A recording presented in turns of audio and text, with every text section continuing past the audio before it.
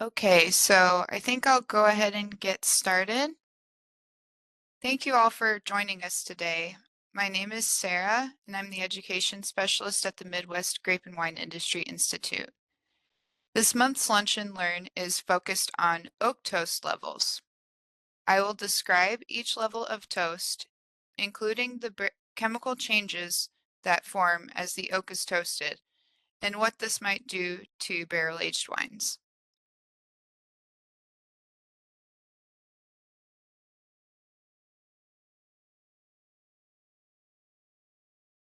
So, oak barrels have been used in wine storage for over 2,000 years now, with many winemaking civilizations having their own version of a large storage vessel.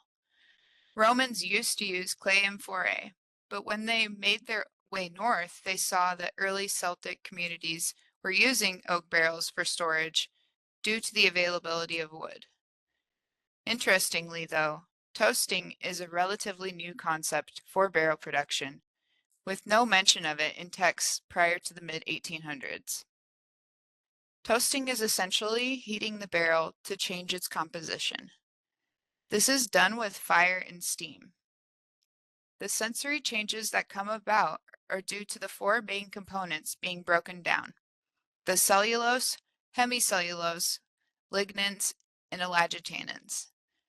This produces an array of over 200 volatile compounds, some of which I will discuss today. Cellulose doesn't change as much in the toasting process as the hemicellulose, lignin, and ellagitannins do. These are all transformed during barrel toasting and produce compounds such as furfurols, hydroxylmethyl, vanillin, eugenol, guaiacol, and many more. The aromas from these are complex and include sweet, caramelized, burnt sugar, as well as almond, buttery, toasty, vanilla, woody, spicy, clove, etc., depending on the level of toast. Caramel compounds are typically due to the hemicellulose breakdown and include cyclotine, maltol, DDMP, virinol, and dihydromaltol. Oak lactones contribute a great deal to the aroma impact of a barrel as well, with the level of these dependent on the type of wood used. All of these compounds will combine with the wine to produce sensory changes.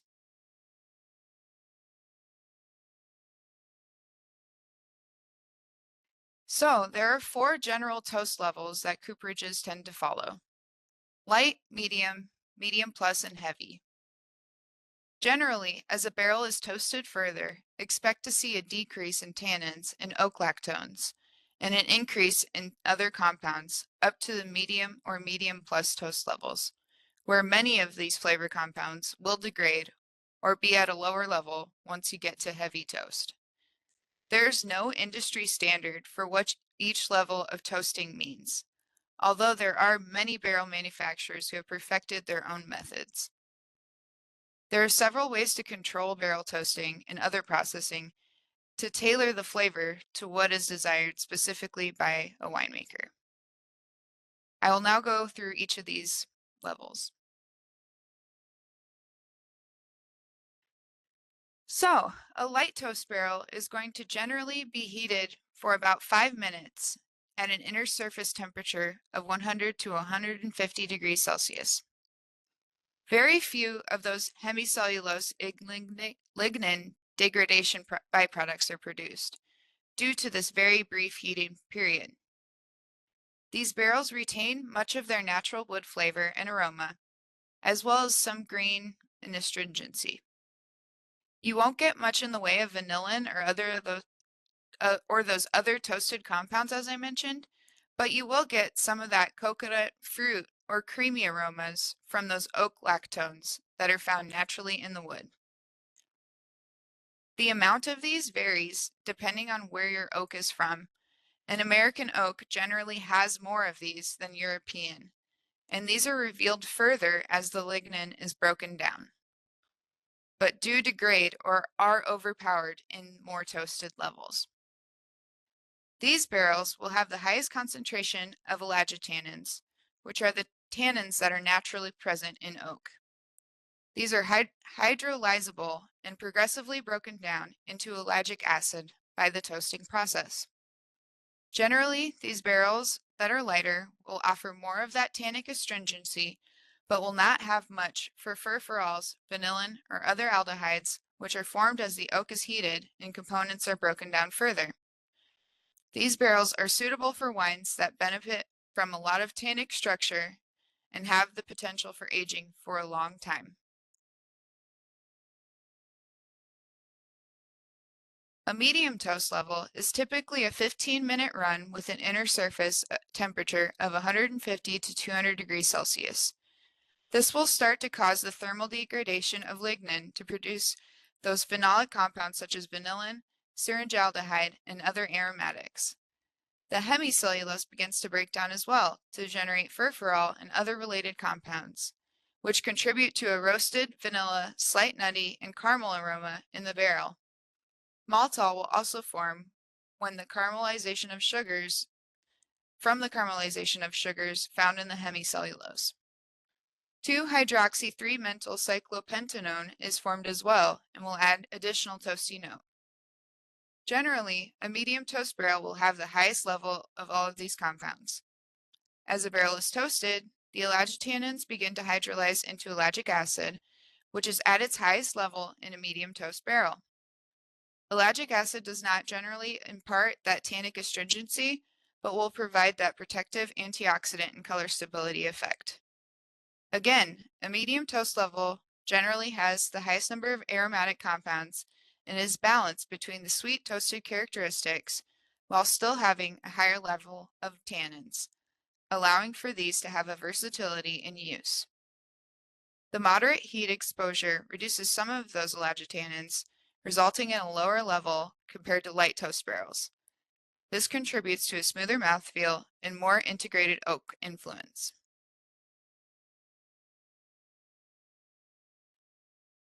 At a medium plus toast level, the barrel is heated to just over 200 degrees Celsius for about 25 minutes. At this level of heat, the barrel gets closer to the point of charring, but the heat is controlled and there's no charring at this level. The extended heat will start to destroy some of those flavors that were imparted at the medium toast level, but it also creates some new ones that contribute to a smoky, spicy flavor. As the toasting progresses, new volatile phenolic compounds, such as guaiacol, 4-methylguaiacol, dimethoxy-2,6-phenol form, which aid in an additional layer of smoky, spicy, and toasted flavor. This process also produces eugenol, which adds a clove-like aroma, and 4-vinyl guaiacol, which aids in spicy and clove notes becoming more apparent. During the toasting phase, the sweet vanilla aroma from the lignin degradation begins to diminish. As a result, this barrel toast level tends to take on more complex and layered flavors with a greater emphasis on smokiness, spicy, and deeper oak character.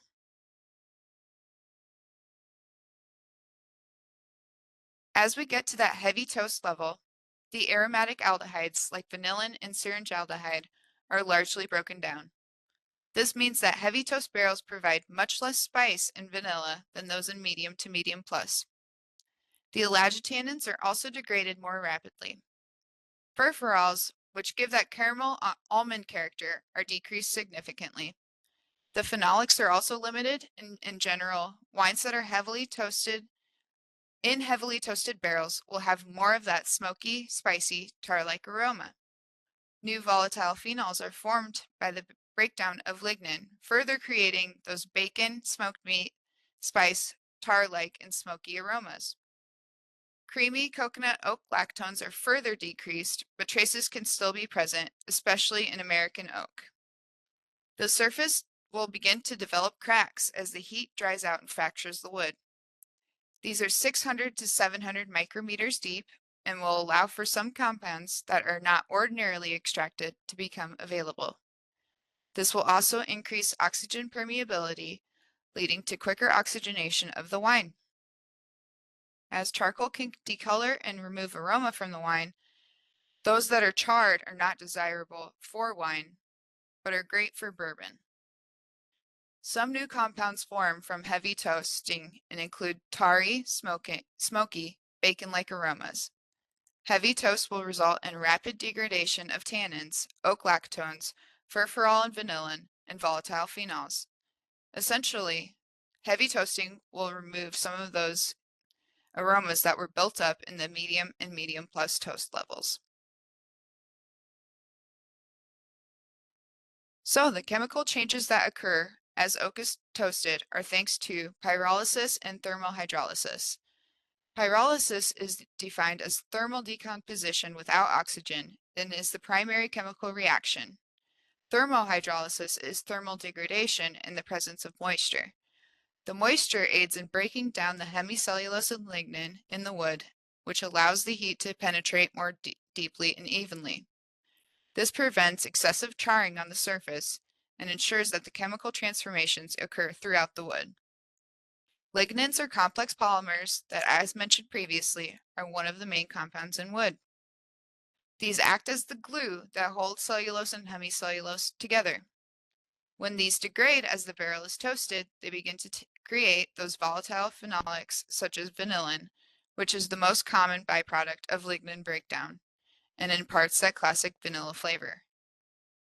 Lignin breakdown also ends up leading to phenolics that lend smoky and spicy characteristics as they are further toasted towards that medium to medium plus level. Vanillin concentration peaks in medium level toast. Lignins break down more slowly than flavor compounds that are from hemicellulose, such as furfural, which gives characteristic caramel and toasted flavor. These compounds are also at their highest levels in medium toast barrels. Hemicellulose will also yield bready and toasty compounds, as it is a structural carbohydrate that breaks down into sugars that can be caramelized. The pyrolysis that occurs in the hemicellulose leads to the formation of those toasted and nutty flavors due to the furfural and related compounds being created. Generally, oak lactones and elagitonin concentrations will decrease as the toasting level increases. Elagitanins degrade into ellagic acid and ellagic acid related compounds that will act as antioxidants and contribute to flavor, but won't give much in the way of tannic structure and astringency after you get to medium plus to heavy toast. Ellagic acid aids in color stability and will add to the complexity of the aroma that you see in those more heavily toasted barrels. So, in general, the toasting of oak will decrease the ellagitannins and increase aromatic substances into the medium to medium plus toasting levels. While a lot of these compounds can be produced, even a small amount can influence the bouquet of wine. However, this is a very complicated relationship to describe because it depends on many factors, including the type of oak that is used, how the barrel was seasoned, how long the wine was aged, how the cooperage made the barrel, what the composition of the wine is. These are just a few of those traits. Solubilization of the flavor compounds is dependent on alcohol and acid content of the wine, which can help both extract and degrade these compounds into simpler ones. Oak tannins can play a role in color stability and are something that MGWII affiliates do research on. Ellagitannins do not significantly influence the astringent perception of wine, but when they are broken down into ellagic acid, this can increase the flavor. Here's a chart describing how the toasting level generally affects the tannin, aroma, and flavor of a wine aged in each level. And again, this depends on how long the wine is aged for, as well as its composition and many other factors.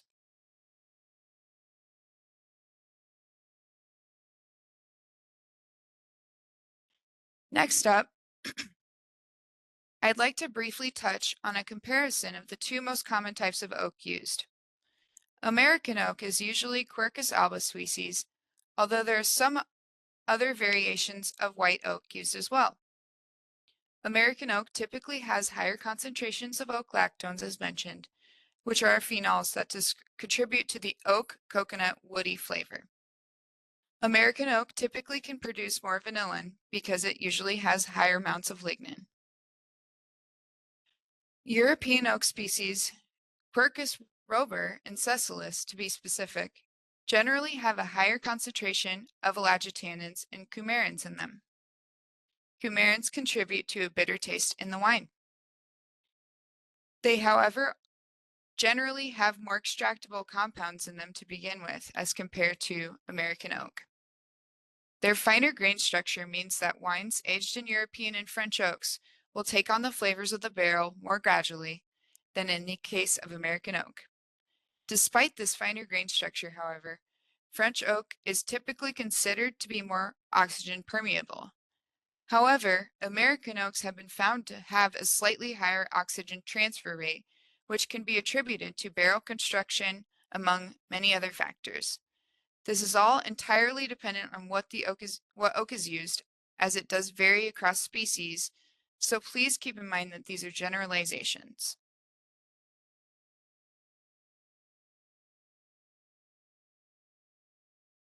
Other factors that can contribute to the impact of the toast level and its aroma compounds in your aged wine include whether or not you're using a new or used barrel. New barrels typically have a higher level of the bold flavors in the wood, which is obvious. As the barrel hasn't been used, there are more of these in them. These compounds are in a finite amount in the wood. New barrels will impart a higher level of flavor into your wine and are more expensive too for this reason. Used barrels typically allow for higher levels of oxygen intake into your wine and will give a much more subtle aroma. The higher level of oxygen is due to barrel structure becoming more porous as it is used. Repeated use of a barrel allows for the wood to expand and contract, which allows for small pathways to form, allowing for more oxygen movement. It's still a controlled rate of oxygen transfer, but is slightly more so. Additionally, the tannin content will be decreased in a used barrel, so expect to see slightly less of that protective effect, although you should be using proper SO2. Used barrels will soften the tannins, allowing the flavors of your wine to integrate with the oak without becoming overwhelming. Used barrels are thus favored for more delicate or fruit-forward wines.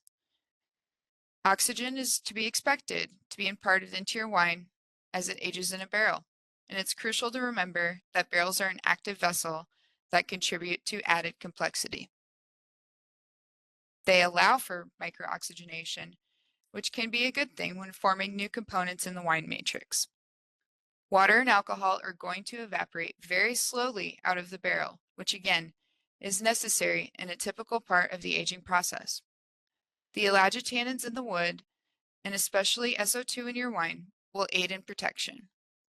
Topping off your barrels and sampling from them will slightly increase your wine's oxygen exposure, so be mindful of that.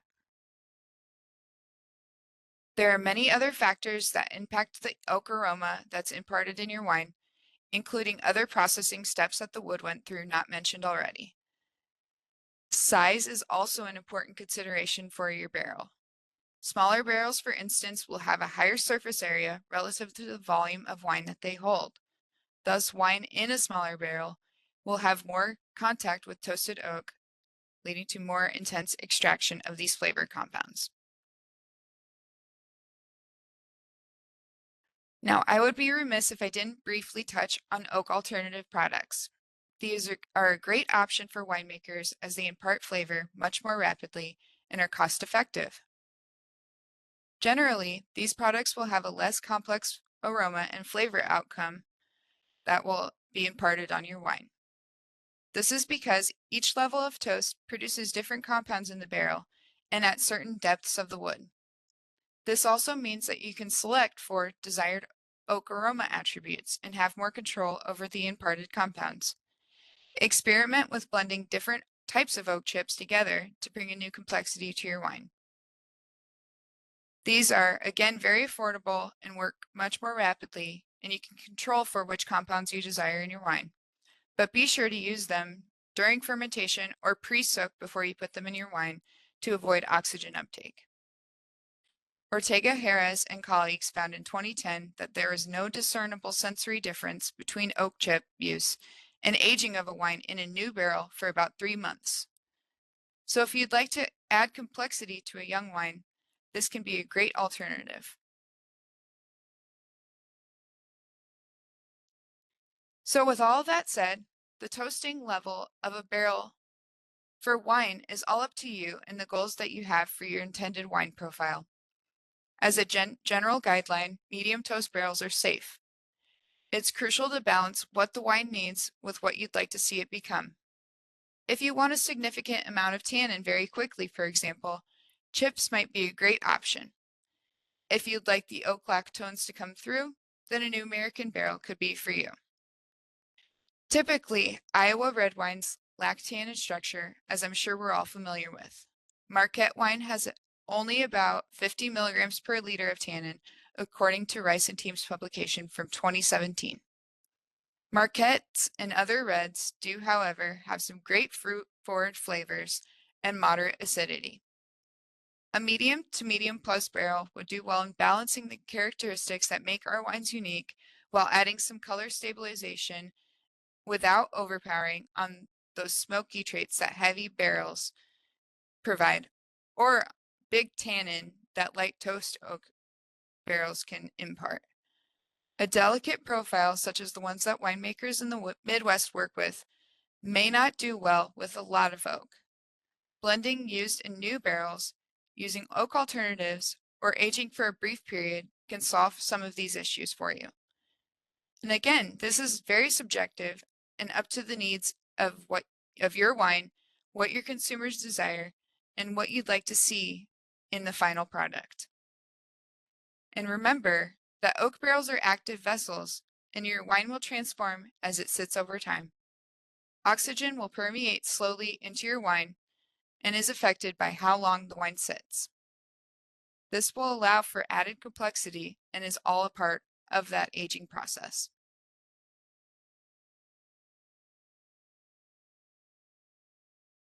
Okay, so with that, I will open the floor up to questions in our facilitated discussion. We will stop the recording to allow for this.